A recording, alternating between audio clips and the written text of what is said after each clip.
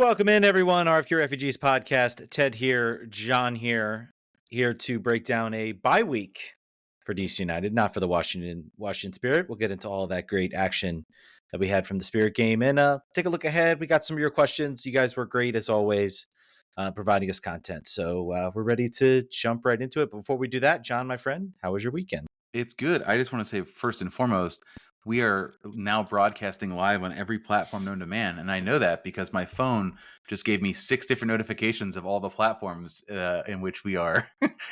So I know for sure we're on at least 3 of them. So enjoy us wherever you're watching us. That's the important thing.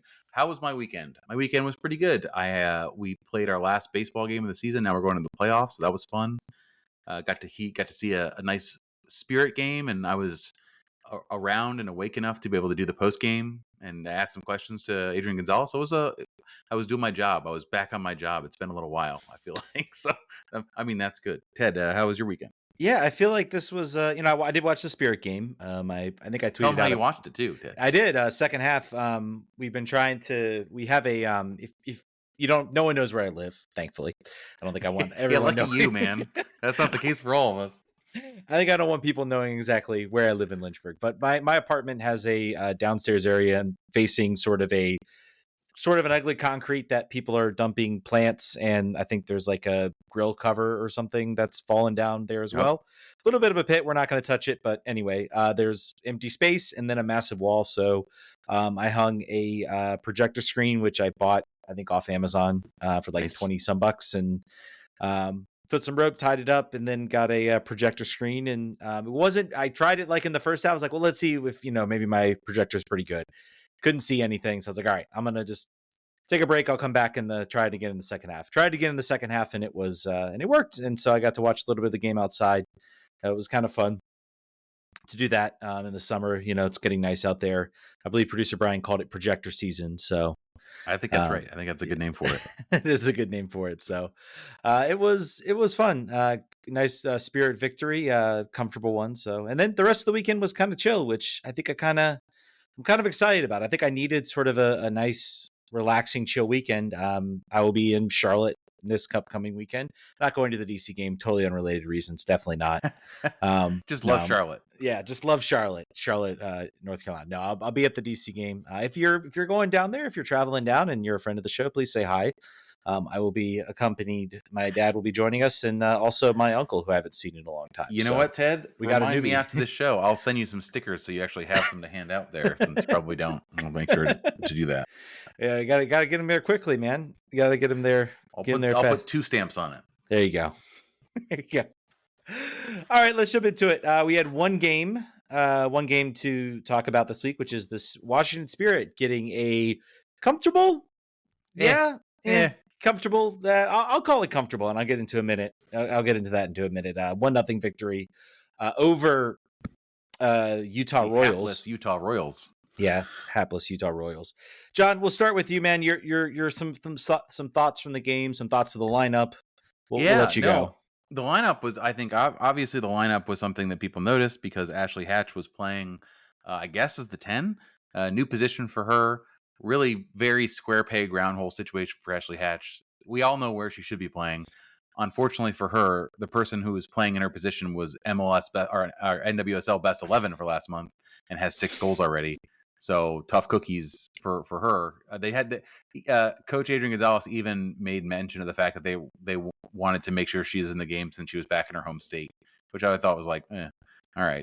But yeah, Kate Wiesner gets another start up in the left side of midfield, but also sort of tracking back as well in a hybrid position, which will be important here in a minute.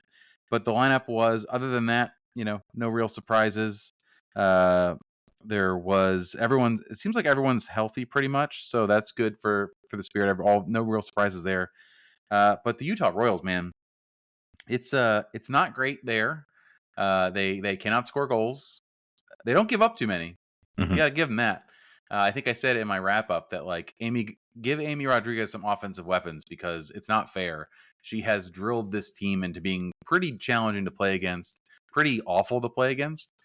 Which is always the coaches all say that when they have a very not talented roster. They say, well, we're going to be very hard to play against. I think that's true. I think they're pretty good at that. They are, however, very, very dedicated to playing the ball out of the back, which as a team on like I'm not sure what their total is. I think it might be 4 points. Stop doing that. Don't do that. Your fans, I mean, I guess it's good training, but your fans do not appreciate this. They don't appreciate the 50 turnovers in your own third just because you want to be dedicated to it. But that's what the lineups look like to me. Yeah, I mean, I'll say, I think for most of the game, you look at the shots on target, 16-7 for the Spirit. You would look at that game and say I'd say about the first half of this game, we're seeing a trend with this Spirit team. I feel like we see the first half, they like really, if they don't give up the first goal, they get on the front foot, they go in, they score, they look dominant, they look in control. But then in the second half, you kind of see them sort of tail off a little bit. They aren't as I don't know, as on top of it, I guess you could say, or on top of the ball. So it's interesting. I'm not sure if that's intentional, if they're just kind of holding off. I think this was clearly a case where Utah is, again, an expansion team, I think, this year, right? I'm correct in that regard. Yes. I will say the crowd, man, I talked about this in the game. I was like, man, that crowd, I understand it's hot, it's a mid-season game, but you would think for a team that's sort of returning back, you would think there would be, a little bit more of a crowd in there. So 8,486 paid attendance. Yeah. So, maybe not, it's 20,000 seat stadium. I'm going to go ahead and guess. Yeah. Maybe they got to not. do the old, like putting them all on the TV side. They got to stuff them in there. But, something to watch for me, as, I want this team, I want all these NWSL teams to be successful. So, but again, you look at the domination in shots and on a Field of Vision Twitter account, which uses sort of Opta, I believe it was only point for the whole game. They actually got beat XG, or the Spirit did. Let's see, we got it here. 0.67 XG for the Spirit, 0.72 for Utah Royals. And that kind of parses out. I think the Spirit, if not for the post and for Aubrey Bledsoe in the second half, they would have lost this game. Yeah. So yeah, I think that's accurate. They were well nullified by the Utah Royals. So something to continue to work on. I think Utah would have been very happy with a 0-0 draw at home. They would have loved it. They would have done a dance. But again, you have to look at, how the team lined up. They didn't play Croy Bethune, who again, I think came out in the second half. She did. Really couldn't get. Croy picked up a small injury in her knee at the US camp, which when a player has had 3 ACLs in the same knee, take it easy when that happens. But yeah, I asked. So she came in the 46th minute. I asked Adrian if the Spirit had done a better job of converting chances in the first half, would you have rested her longer? Would you have kept her out the entire game? And he was basically like, I don't know. Who can say? Hard to say. I don't know that wasn't necessarily my plan. I think he probably would have liked to. We talked, I think, in the chat saying, wow, they're doing great this first half, and they haven't even put Croy in the field. They're just rolling a number 9 at the midfield, and they're doing okay. But I think that is certainly something to notice, that the Ule Sar looked a lot less effective this game, and I think it's because Croy didn't join until the second half. And I think they are 2 players that play together really well. Mm-hmm. And the crosses were not finding Sar. I think the Royals really focused on making sure she was denied the ball as much as possible. So not really a surprise there, but I think it's something to watch, that those 2 players seem to feed off each other really well. And when one of them's not there, you don't know what happens. Yeah. Yeah, I would agree with that. I think, Trinity Rodman, I thought, still played extremely well, was very impactful in the game. Yep. I think she had a couple opportunities, one sort of inside the box that she should have, could have buried. And maybe this game is 2-0. I think you were talking in the chat. You're like, look, this game really is just get that second goal. And then, Utah really has nothing. And that's what we're seeing, is this is a team, like, there's no world beaters out there for Utah that are going to come out and win this. And that's why I think the Spirit walked away with a victory, and Utah Royals didn't. They got a moment of brilliance, just a absolutely fantastic goal from Wiesner. Just picks it up, looks up, it picks up sort of in the box, kind of a little bit of a broken play, but then just manages just to hit a really well taken shot for the goal. The spinner, the Michael Jordan fadeaway fadeaway spin shot. She I think that was. Have you seen what the XG was on that shot? I have not. I've not been Let's able. let's see. Is that even available on FootMob for NWSL? They do not. They do not have it. I You know can tell you. what? I can tell you. I can tell you. It is one of the like. I think the green dot here on the Opta from and it is one of the smaller dots out there. Believable. So, yeah. Believable. That was a low percentage shot. Glad she found it. And also, really, they did a good job of not allowing a lot of close in opportunities. There were a couple. Brittany Ratcliffe by herself had probably 2 or 3 things that should have been goals. Both 2 of them shots, one of them I would say a selfish play in which she could have just squared Sar and Sar could have walked the ball into the net. It's such a challenge when you have a player that wants to very badly start and make an impression. This is what Jackson Hopkins used to do when he played forward for DC United. It's what Christian Fletcher still does. It's like, I've got to score 9 goals so that I can start next game. The coach will not like an assist. The coach would love an assist. The coach would think that's great. You should really think about trying to do that. So I think, I didn't listen to her post-game press conference. I'm not sure if she was kind of regretful about that. Maybe she wasn't. But the Royals took some opportunities, and if not, again, for a goal line situation by Bledsoe, the post on the left-hand side in the first half, they could have easily walked out of Sandy being like, how do we lose this team? How did this happen? So yeah, it's tough. There aren't a whole bunch of like flashpoint moments to really focus on really in the game. I think your comment about Brittany Ratcliffe. I thought when she came in, though, I did see the energy levels sort of pick up in the spirit, and she was incredibly active, got in good spots. She got that, again, that opportunity you said maybe where she squares the ball, but still did an excellent job, I think, at making that run, getting into that good spot, and she very nearly scores it. She's good, Yeah. and she's dangerous. She's scored 3 goals, all bangers, whenever she comes in as a sub. But like, I think that, yeah, and that'd be smart. That's what's so impressive about this team right now is like, this is not a complete like picture yet. And yet this team is sitting 3rd in the NWSL standings. They look like they can go out and play against anybody at this point. Yeah, I think I saw another stat. They're like the 3rd team in NWSL history to have 9 wins out of their first 12 games or something like that. I think I saw that correctly. So it's their 4th straight win, 2nd clean sheet of the season. As you said, behind Kansas City, Current, and Orlando. I would be concerned about playing Kansas City right now. I don't know if you watch their highlights. Yeah. They're looking tough. I think, the Spirit are doing this on the back. Obviously, this is only a 2nd clean sheet of the season. They're doing this on the back of their offense. Like they're doing all right, we're gonna outscore them. Whatever it is, we'll take care of that. They're gonna have to button that up, I think, in the second half of the season. They're gonna make some moves. I think we've already heard potential signings in the back line.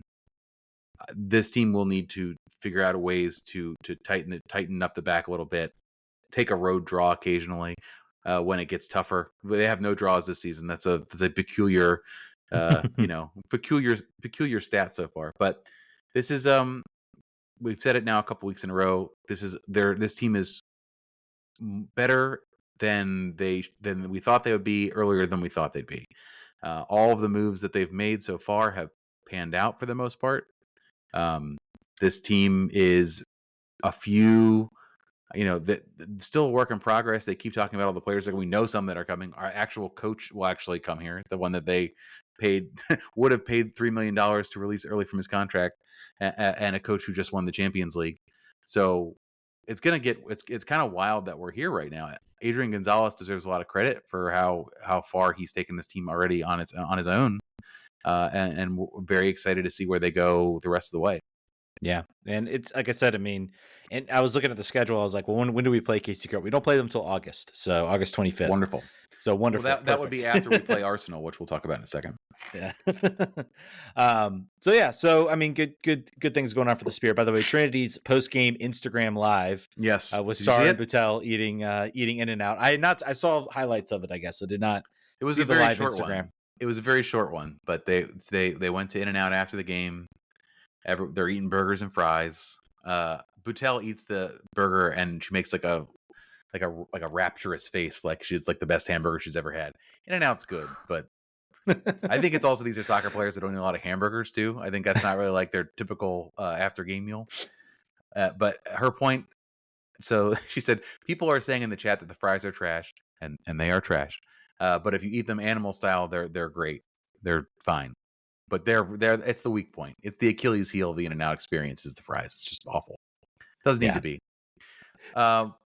Around the league, I want to do a quick recap. Something we're going to start doing a little bit more. Oh, you have more? No. I was saying let's do that. Let's talk about probably the funniest moment. I really want Matthias Klick to please give a score on this, please. Come on, buddy. So Portland wins 1-0 against North Carolina Courage, a game I thought that both teams would score. 2 red cards against. They're both against Portland, right? I think so. I thought it was just one for Sophia Smith, but I could be wrong. Sophia Smith is the talking point here because she's on the bench. The ball rolls over to the Thorns bench, and she hides it to kill some time, which I think is hilarious. And then that earned her a second yellow and a red card and a suspension for next week. Wishing that the Thorns were playing the Spirit next week, but unfortunately, we're not that lucky.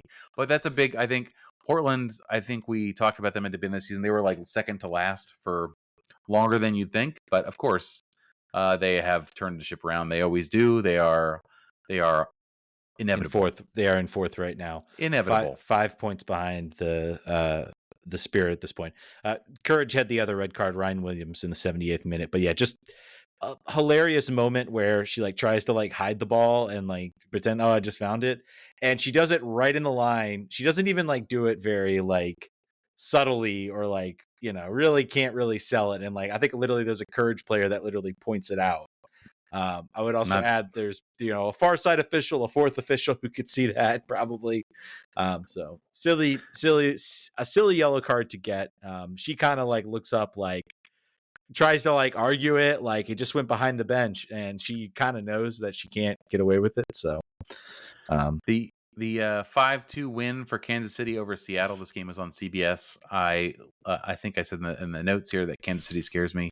August problem, buddy. They're an August problem. Just late true. August. Late August. That's true. But we're gonna have Santos. We're gonna have defensive help. We're gonna be fine, buddy. Just relax. They have speed. They score off set pieces. They score scruffy goals where the ball's bouncing around inside the 6. They're tough. They're a tough beat. I want to talk a little bit because Vlatko's their coach. He is. This to me undersells. This undersells.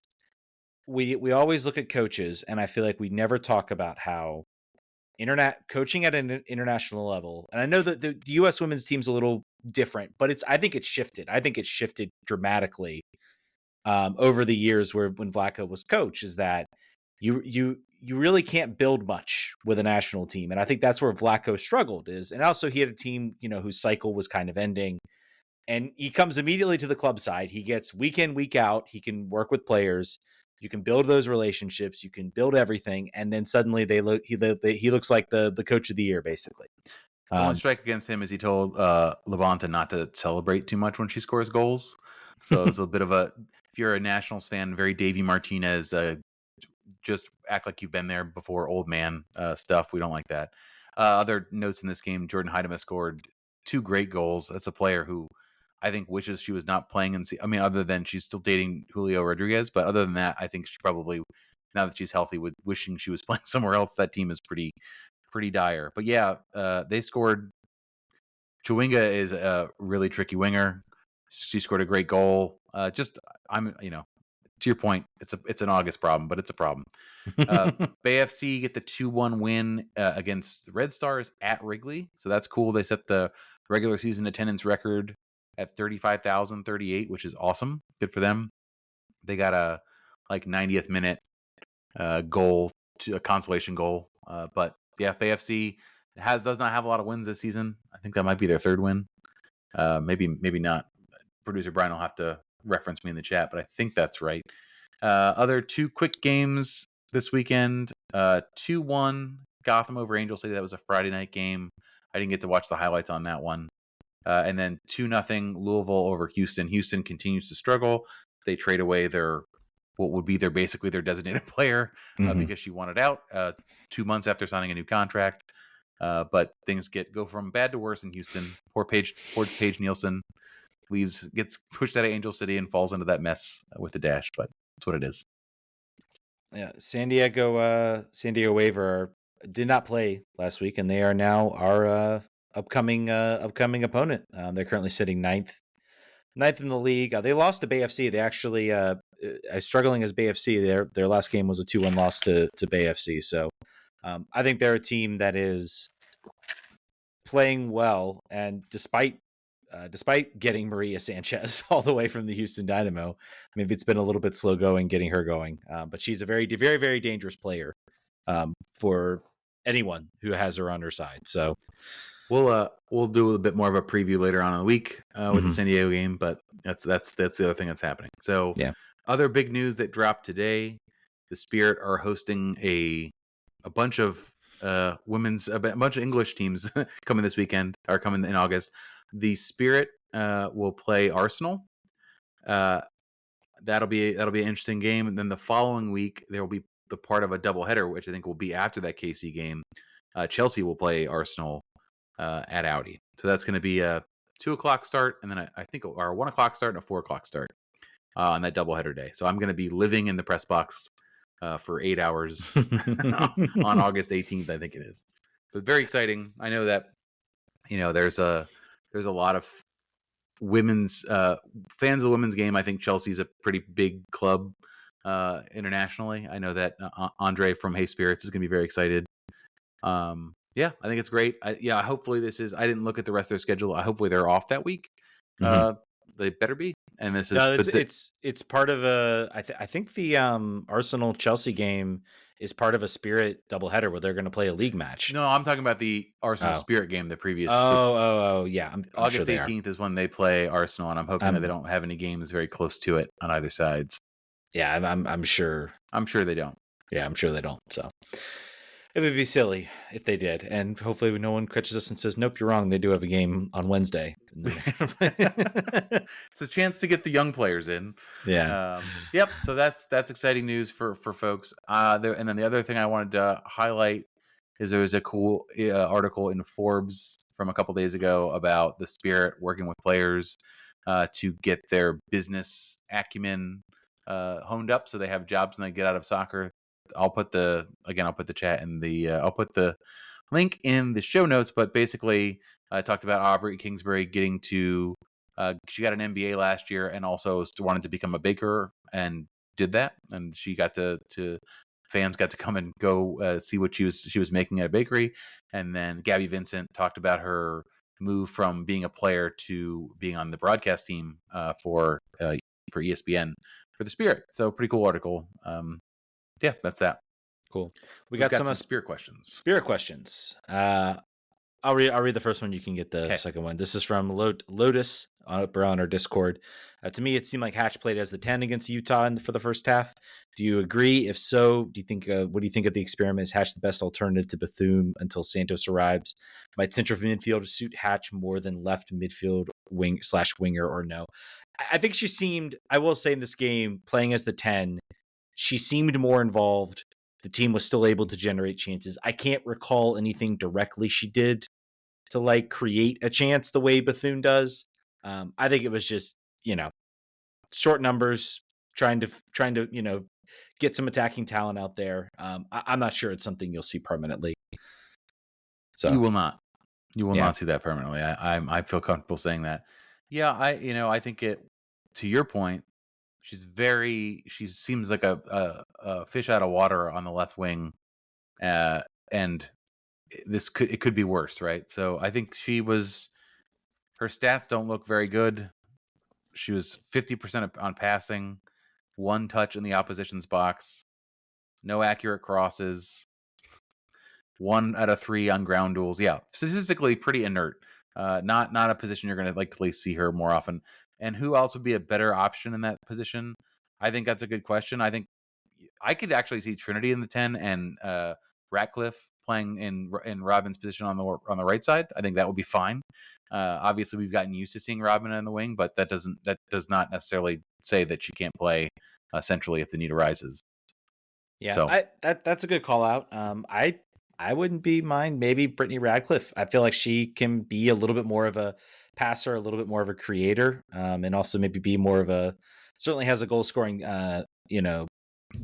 talent. But I don't know. I saw what I've seen from her. She can certainly connect the ball well. Also, remember we have this player named Chloe Ricketts on the team that we might want to send out there once in a while. Good protection. Good article. I don't know if you read it. I think it was. I want to say I think it was in the Post talking about the sort of young youth movement that's been going on about how Chloe Ricketts when she has to go basically to a different dressing room entirely from her teammates. She's basically, I think, living with her sister, who kind of serves as her chauffeur. But sort of the challenges of sort of allowing younger players in girls soccer, and really a lot of the need to sort of protect them. And we've seen a lot of this league change. It's certainly slowed down a little bit, but certainly the environment was not there. Now they have a mechanism, and I think we're going to start to see, like, women's soccer, this is sort of the first trend we're going to start to see where, players are going to start, bypassing college, going directly pros. And that's going to have an impact on the women's game right now in the college ranks as well. I think after Lacey Santos gets here, they should send her on loan to Richmond or something. She's got to get minutes. Seriously, no, honestly. Chloe Ricketts? Yeah, she's way. I mean, yeah, not Lacey Santos, but she's obviously. I think she's like way. She would be above that league probably in her skill set, but she's got to play. This is not good for her development the way that they're currently set up, and they're only adding depth in that position. So I think seems like a no-brainer to me. Yeah, you talk about that too. I mean, the lack of sort of the biggest problem with Richmond, with the Richmond Ivy, is that they are a pre-professional, like, college. So they're college kids that are, and in cases, I think there's some some of like the academy players as well. There are players that are out of college, and it's sort of there is no real second division as far as a pre-professional league. I don't know. Maybe you loan her to in August to the W Super League. Maybe you figure. I know you're in direct competition with them, but you have a relationship with DC. It would allow her to to get some minutes. I think that's a fair call out. Corey Bethune's emergence maybe has pushed her a little bit more to the side, and I think it's going to be a developing story. The lack of sort of a real true professional second division where you can have players that can grow. And I think maybe people thought the Super League would fit nicely into that, but they've decided to go NWSL. It looks like NWSL has to think about a reserve league if this is what it's going to be. I think they're particularly if you are going to continue to allow these younger players opportunity to sign if they want to. I think, and with the depth of the draft, the skill that comes out of the draft, I think an old style MLS reserve league is probably the way to go about it. Maybe they do have a lot of midweek scrimmages that we don't hear about, that only come out like when you talk to a player and they're like, yeah, we played today. But that, I think probably you could do you could raise it up a little bit from there, a tier of a higher competition. Yeah, we'll see. Yeah, I don't know. It's something certainly to talk about. You want to read the next question from? The window just disappeared, so you read it, please. Okay, so nothing emeritus. Nothing emeritus. This is James. James, formerly president of the Screaming Eagle, says, do you agree the Spirit's rest defense is the culprit? The inability to shut the other team down late in the match. They seem to lose shape late in matches. I suspect this will improve as the side has longer with the manager to work on this. I think it's going to come down to players and depth. I think getting some competition at defense. Maybe some of that, a bit of what he's talking about, but I think really look at this team. They have like two center backs. It's Butel and Mikione. Mikione, she's been great, but she's a converted center back. I think Butel's been maybe it's a testament to like how good of a player Mikione's is. Like Butel looks like the weakest of the two defenders of the two center backs. I think she has improved as the season's gone along. It's been up and down, but to your point, she'd be a great third center back. Mm-hmm. Terry Mikione there's still moments. There was an opportunity where she carried the ball out of the back line all the way up the field and took a shot when it was like very clearly there were better options, and she's like, no, I have a nose for goal. I still feel this in my bones. This is still my job. So yeah, I think certainly shutting down teams late in matches is certainly part of this. We have seen sometimes where they've gone up early and tried to shut up shop and did okay at it, but still conceded. I think depth is important. I don't think it's so much managerial. I don't think that they're not well practiced. I don't think that they're not receiving the correct sort of guidance. I think it's just a matter of that is not their strength, and they have other priorities right now, which is becoming a fluid, dynamic attacking side and having positional versatility all throughout. I think that's their focus. But clearly they need to do the other thing too, because the teams above them can do both. It's interesting. It's interesting that, usually we see teams, look at the Spirit. Spirit has struggled the past couple of years. They've been a team that has not played well. And so usually what we've seen teams do, we'll talk a little bit about what I think what Charlotte has done as sort of a team trying to improve, is that they say, okay, we're going to be difficult. We're just going to be hard to break down. And, we're going to get goals where they come, sort of what Utah is trying to do out there, and not successfully. We see teams sort of set up a strong defensive and then, build up from there. And what we've seen, really, I think what, I'm assuming Uraldez has some role in it. What we've seen from the coaching staff, they said, we have all these attacking talent. Like, let's go get this attack going. Let's score a bunch of goals. Let's bring some energy back into the team. Let's make them fun to watch. And then, we'll figure out the defensive side later.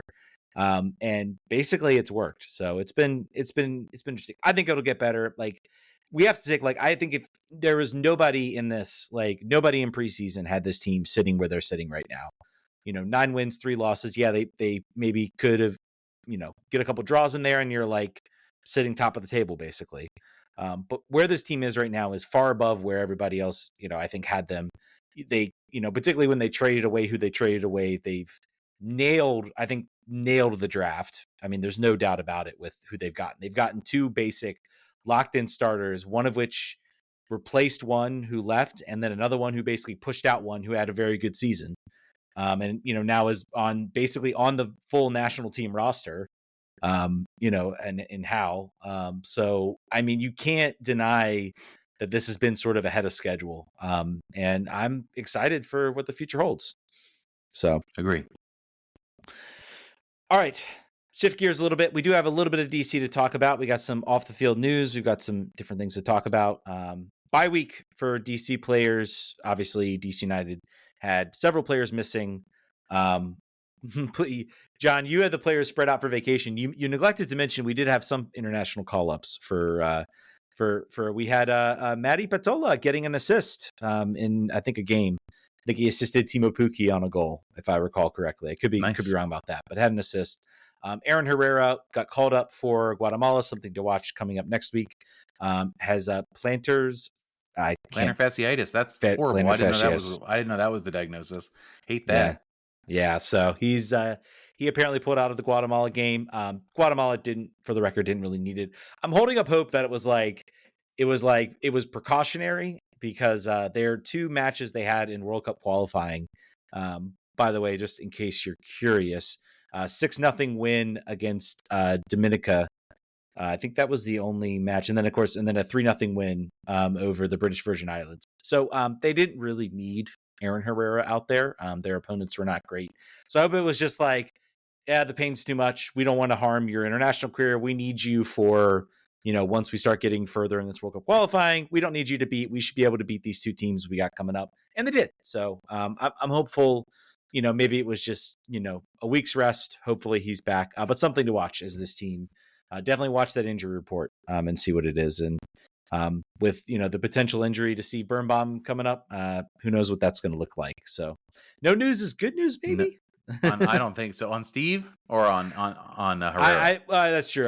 Herrera, I say on Herrera, I think I'm positive he'll be good to go.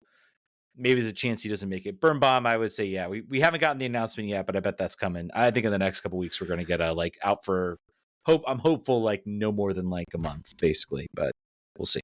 Fingers crossed. Results around the league. Sort of the results here kind of, I think, are indicative. I didn't watch any MLS today because bunch of players are gone. And it shows in that, the Red Bulls that have been basically lighting up the rest of the league lost to the last place New England Revolution. Who lost money on that one?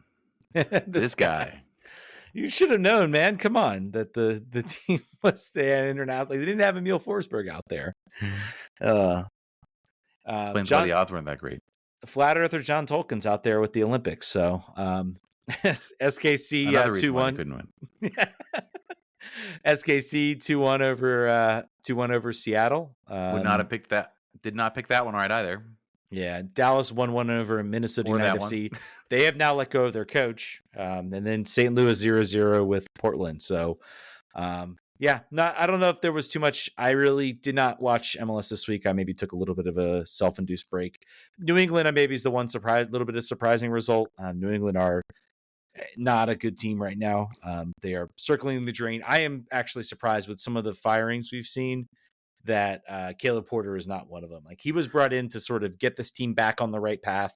Like, it was like, we don't care about, next year. We need this year to be good. And it's just been Bruce Arena watches from afar, looks at New England and laughs. Other bit of MLS news, MLS Next Pro. We've talked about it a million billion times. There's not much news here. But MLS Next Pro and the USLW team, the DC Power, they're going to go to Baltimore. The Power being the surprising one, A, because they're called the DC Power, and B, because they need a place to play, and it looks like it's going to be whatever the stadium is in Baltimore. It helps DC United with the selling it to the community that there will be multiple professional teams playing there. So that basically the article that I talk about here is just that they hired a firm to find more potential options. This is years away. I personally hope it's not. I think these are the Next Pro. Like, come on. So here's the thing. Just start the team. Yeah. Play it wherever. Who cares that no one can come to it? It'll be a slight money loser for 2 years. But you are realizing that you have no depth. When something goes wrong, there's just nothing you can do. You just can't do anything.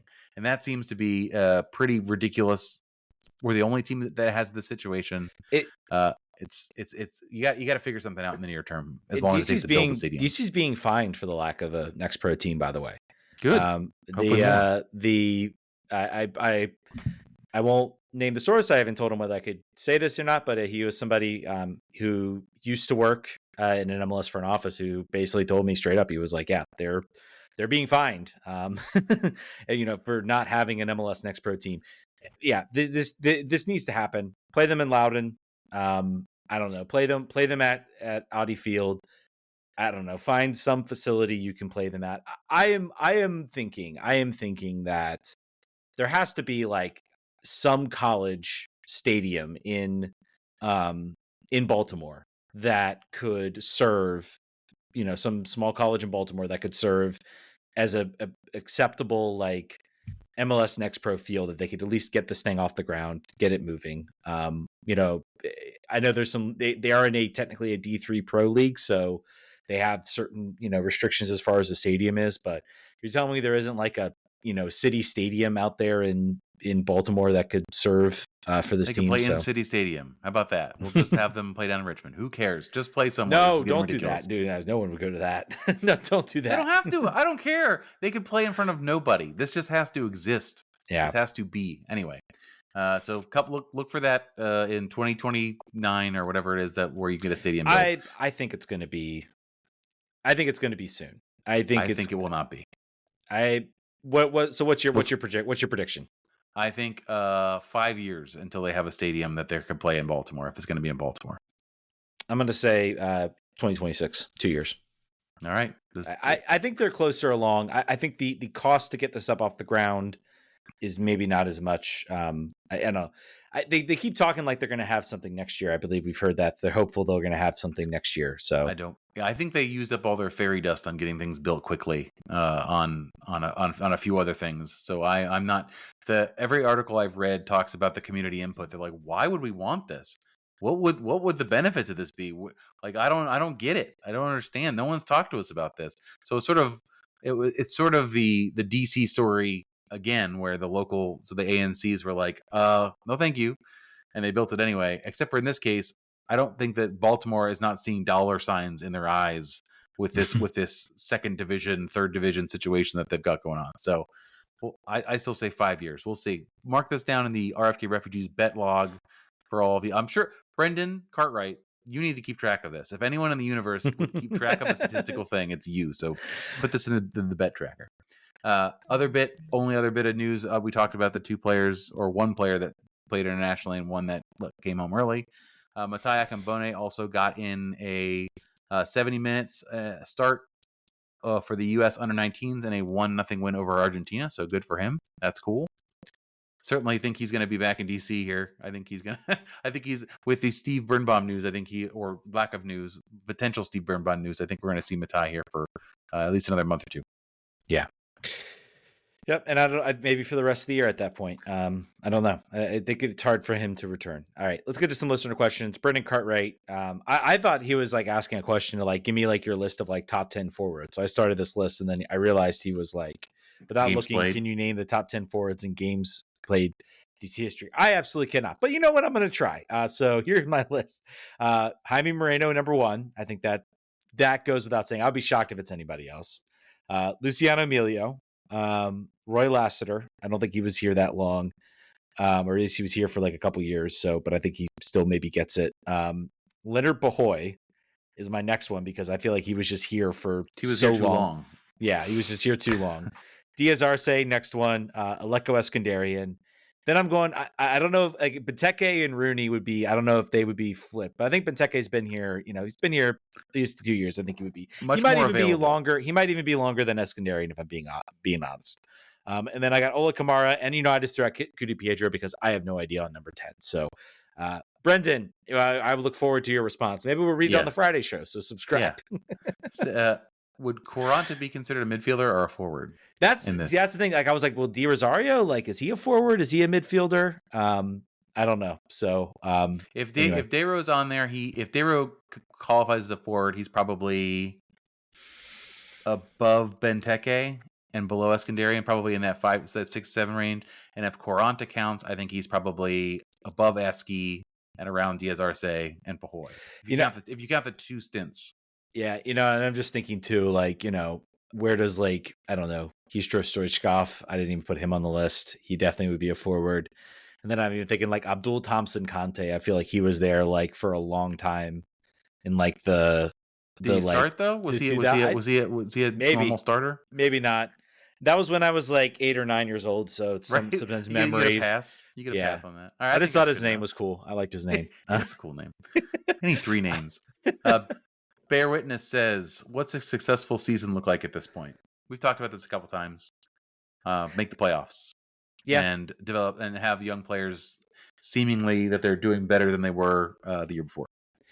In my mind, I think for me, the season is already a success. I just wanted to see this team. I could say confidently, okay, we're heading in the right direction. We feel like we're building something. We feel like something's there. I'm satisfied so far with what I'm seeing. Obviously now, I look back, how I saw at the beginning of the year and what I felt about how this team was going to look and how they look now.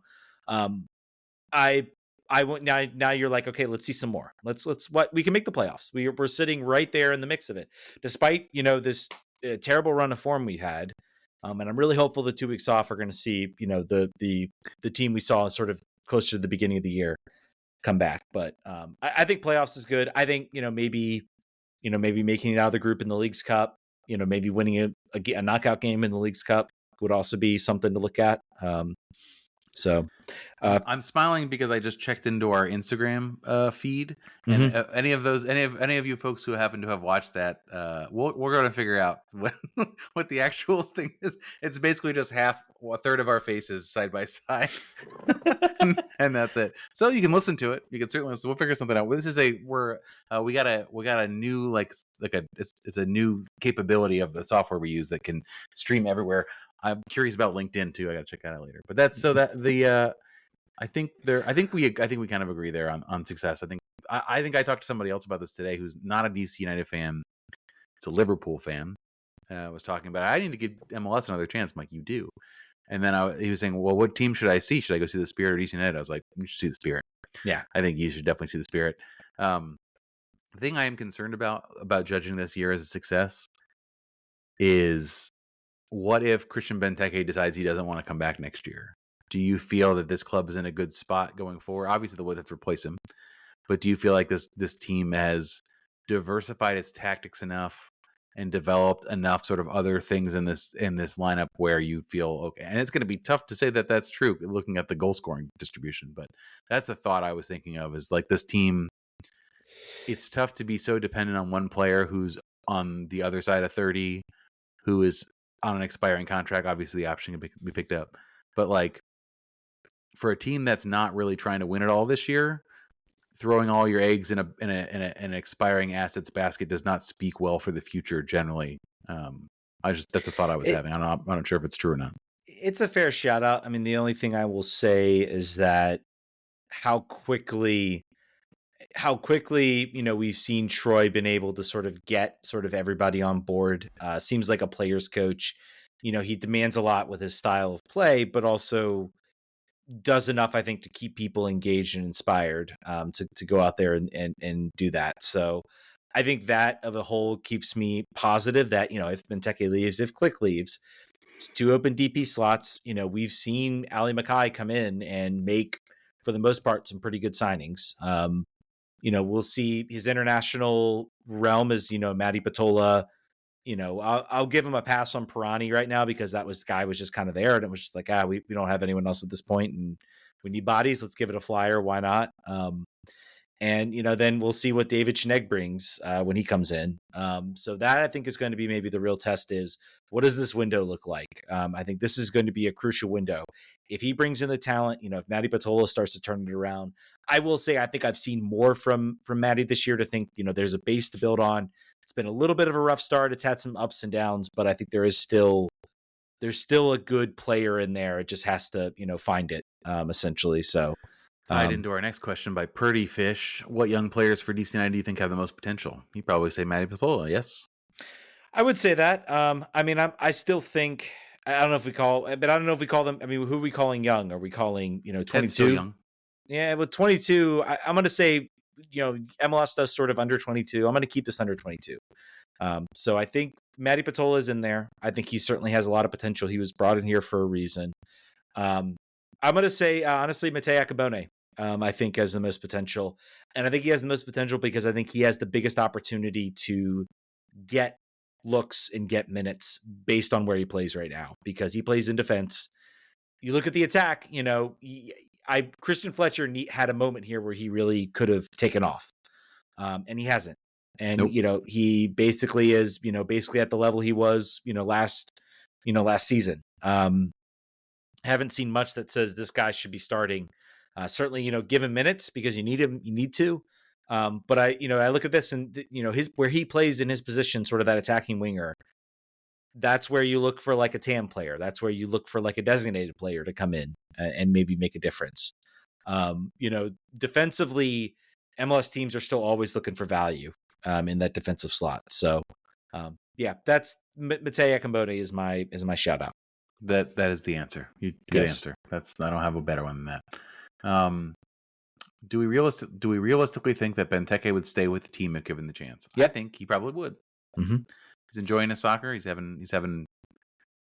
scoring lots of goals. That's fun. Everybody likes to score goals. I think he certainly would. Yeah, and I think it's gonna come down to, everybody keeps talking about, and both with Click and Benteke, I think they would both stay here, be more than willing to stay here another year. I think the crux of it would be they would need to be DPs. They need to be an option contract. You're not going to get these guys on lower salaries. We're not. Nope. We don't live in LA. We don't have the the LA discount or the New York discount. We live in DC, and so we've got to pay for those guys. So I think a lot of people are talking about. I think a lot of people are saying if you can give Click like the same amount of level. What I don't want with Click, and I love Click, and I think he's great. I would much rather take another year of him as a designated player than say try to get him down to a TAM level and then pay him 2 years. Maybe you give him more time with with a lower contract. I think that is then running the risk of, okay, then he's going to be 35, 36. Time comes for us all. I would say if you are not planning to bring him back as a deeply just for that one last option year, then I say yes. Then I think you go find somebody else. So, agree. All right, let's talk. Those are all the questions. I think Pretty Fish had another one, but I'm a 2-question max kind of guy. So, and his question we can talk about down the road. So once we get closer, you've got to pick your best 2, or otherwise we'll just pick the top 2 we read. So I think we're gonna get into the preview a little bit more. Ted will have a piece up later this week previewing the game. Ted will also be there, so look for that. That'll be exciting. But the next game we've got in front of us is again Charlotte this weekend away. Charlotte is, I would say, doing all right. The 1-2 lost 2, 1-2 drawn 2, and lost 1 the last 5. 5th in the East. They have an even goal differential, which is wild. And they have scored and only allowed 18 goals all season. DC United has let in 31, just as a comparison, just as a little taste on how we are getting our points and they're getting their points. They've scored 14 out of their 18 goals in open play. So don't need to be worried off corners or set pieces. Not really their thing. Just a quick roundup of where the offense stacks up. You kind of can figure it out based on the 18 goals, but 24th in MLS in goals per match, 4th in goals conceded in MLS, 26th in possession, only holding the ball 46%. So, defensively very, very stout. I think they have 7 clean sheets. I don't think I have it in here. But this is not a both teams to score type of game. If you're looking for the better's edge, I don't think I'd go with that. Yeah, I mean, this is we talked about they've been a team similar to DC that have felt like they had their expansion year and they've been a little bit lost. Similar, I think, kind of in some ways to Cincinnati, though maybe not nearly as bad because they've been able to sort of throw money and bring in some bigger name talent. But they've been a team that is bought bad. They just jettisoned several, like their top goal scorer. I think it's Radarski, who is their designated player. They jettisoned him. They brought in Dean Smith. I don't know if David Tepper saw Dean Smith and said, "Hey, that was a name of a basketball coach from North Carolina. Yes, let's sign him." I don't think that. But anyway, Dean Smith has come in and basically, came in and said, the guys we have aren't good enough. So he was like, "Bye, here, go off to loan, go do this." And he's basically relied upon. You talked about the El Ababa is with Celtic, like you said. He's the leading goal scorer right now, but he only had 1 goal until the last game, which was 2 weeks ago against Atlanta, where he got 2 goals. So he's maybe starting to find his form. They're kind of sort of a team that's just kind of like, we're going to be hard to break down. We're going to be difficult. We're going to make it difficult for you defensively. We're not going to give up a goal. And then maybe we'll find a way to nick a goal or 2. They are relying, talk about taking advantage of your next pro team. They signed Ajaman, the big forward they think they got out of the super draft. Reminds me a little bit, big, tall player, has a little bit more of an acumen on the ball than like a Benteke. He is, I think, like in the upper percentiles on like dribbles and just beating players on the dribble and completing runs and things like that. So a player to contend with. He is not. He is. I'm not sure if he's really utilizing the maximum of his physical strength, like sort of Benteke is, and Benteke is just an ability to sort of time that. But something to watch. I think this is going to be sort of a battle of 2 big men. I will say against Atlanta, for the first half of that game had the much better play. They were pressured. They were able to get the ball in. Charlotte looks a little bit weak when overloads were done. So I think you want to try to get Stroud and Herrera cooking. You get them linking up, and you find Benteke in the box. You'll have a good time. So I think this is a team that is, like you said, being tough to beat against, taking advantage of that. I think I'd be curious to see, can they keep that momentum going after their 3-2 victory against Atlanta? Or when you're up against a team that knows how to play, that isn't struggling like Atlanta is, can you? And, also, I will say in that game, they got a fortunate own goal from Mr. Derek Williams, which also Pro came back and was like, yeah, you guys shouldn't have call that a goal. So it baffles the mind why MLS does not have goal line technology. So I think it's going to be an interesting match. I think it's going to be it's probably going to be a tough rubber match. I think if DC can find the space, if they can overload that side, that either that right or that left side. And I think it's going to be a question too. I think the injury report for DC is going to be the one to watch. If Herrera's out, if Birnbaum's out, if there's any other sort of injuries out, then it becomes a little bit. Benteke as well, who also picked up an injury. They said they weren't worried about it, but we'll see. Right. That's what you would say, even if you were worried about it. I think, the power of coaching here, what other team in MLS could be like, we don't need any of our DPs. We're just going to go without them for the entire season if we have to, because they're not good enough. So goodbye, and still be fifth in the table. Yeah. And still be so hard to score against. It's kind of amazing. It's kind of, yeah. It sort of goes against the idea like that, international coaches can't settle quickly or coaching doesn't matter so much. Clearly there's something to that here. He's doing something. Yeah. They don't wow you. And I think maybe, bringing him in, it was a big coup when they brought him in. I don't think anyone was really expecting to hire a coach like that. And I think he wants to do what he wants to do, and they're being rewarded for it right now. So we'll see if it holds up. Yeah, I think that's going to do it, guys. Look out for my piece. I'll have my piece coming up. Previewing the game. I'll be at the game. Might do an Instagram live. Yeah, we'll definitely jump that out. We'll also do a show on Friday for you guys and everything. John's laughing. I'm not sure what he's doing. Oh, I just happened to look up Karol Swiderski. I'm a Poland supporter in some ways for the national team, and I just Googled it, and both Lewandowski and Swiderski injured themselves in the win against Turkey a week before the Euros, a couple days before the Euros. So great, A+, wonderful. You know what that means? That means that what was the guy's name that played for New England Revs? He was a forward for them. Adam something. Oh, I can't. Yeah, Bilka. Yeah, something. Yeah. Something like Uska. that means. I guess maybe he's going to start in the first game of the. Oh my goodness. Anyway, sorry, just a little diversion there. Good thing I don't have any like long shot bets for Poland, but that's not great for the. That's not great for the boys. Oh well. Yeah. We didn't talk about the U.S. men's national team, John. Let's not. Let's just not. What if we didn't? What if we did? All right, folks, that's going to do it. Thank you guys so much for watching. Patreon.com/RFK Refugees. Again, tell your friends, tell your DC Nights to 40 friends. You guys are amazing. You guys are awesome. We'll catch you guys if you're on Patreon on Friday, so join up. Otherwise, we'll see you next week. Vamos. It was Adam Buxa. Vamos. Buxa. Yeah, that's what. Vamos.